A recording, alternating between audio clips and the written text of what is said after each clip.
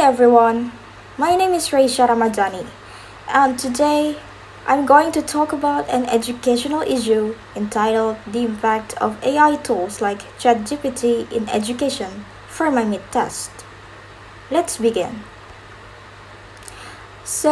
One of the most talked about issues in education today is the use of artificial intelligence or AI, especially tools like ChatGPT by students.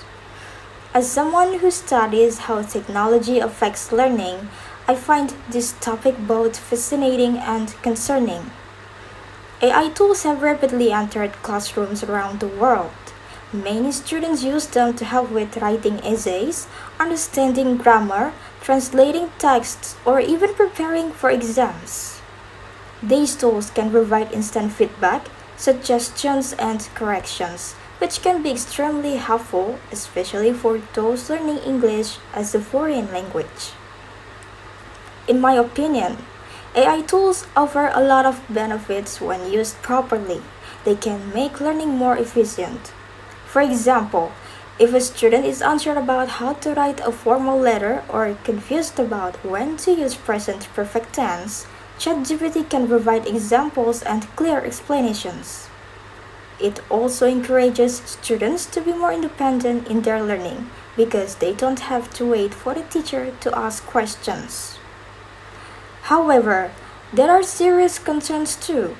One of the biggest problems is over-reliance. Some students use AI to do their homework or even their assignments completely. This means they may get high scores without understanding the material. In the long term, it can weaken their ability to think critically and solve problems on their own.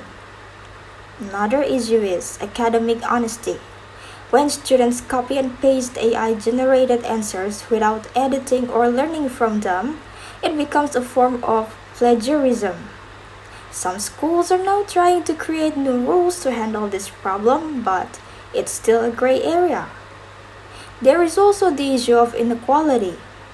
Not every student has access to the internet or modern devices.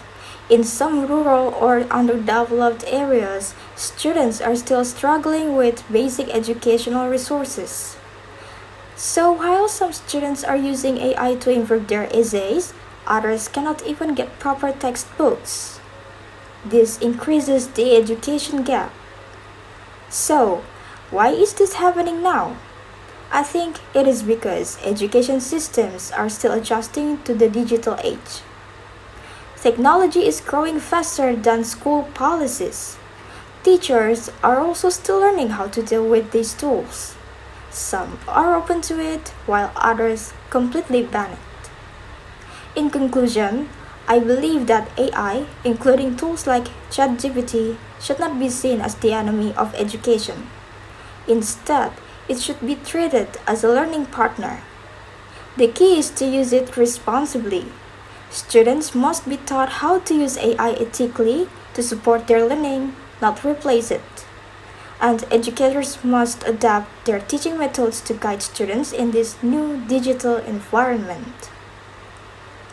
Okay, now let me talk about free discussion as a speaking practice in class. Personally, I really like this method and I believe it is one of the most effective ways to improve speaking skills, especially in an English as a foreign language or EFL classroom.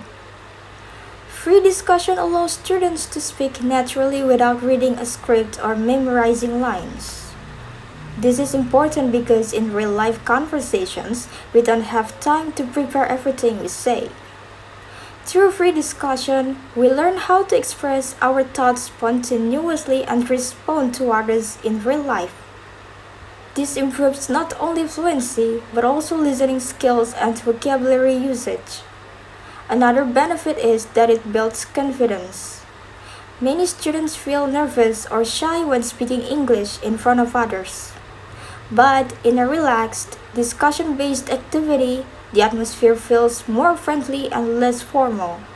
This helps students feel more comfortable and willing to participate. Even if we make mistakes, it's okay, because the goal is communication, not perfection. Free discussion also helps us develop critical thinking.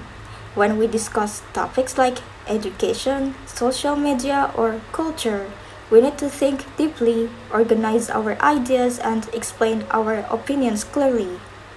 These are important skills not only for speaking, but also for writing and academic success in general. However, I also realize that free discussion can be difficult for some students. Sometimes they don't know what to say or they're afraid of saying something wrong.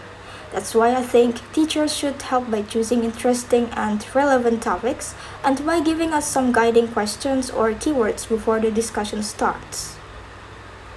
This can make it easier to prepare our thoughts and participate actively. Overall, I believe discussion is a powerful way to improve our speaking ability. It gives us real communication experience, builds our confidence, and helps us learn English in a more meaningful way.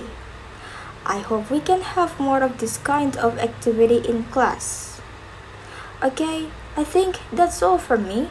Thank you for watching and listening to my video. Goodbye.